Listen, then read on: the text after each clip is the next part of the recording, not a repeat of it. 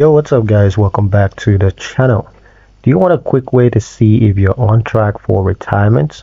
Well, in today's video, I'm going to show you how to view your retirement readiness score on Empower.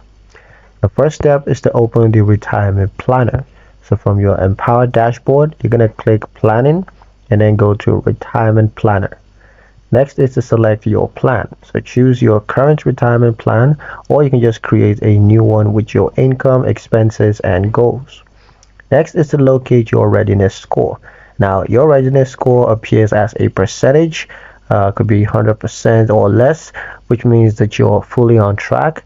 And if you have much less score than 100%, then it means that you need adjustments.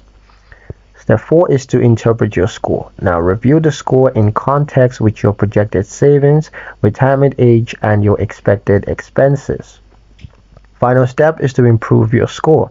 Now use Empower's recommendations to increase contributions, to adjust investments, or to modify your retirement age. And that's pretty much it for the video, guys. Hope you liked it. Hope you found the information here useful enough.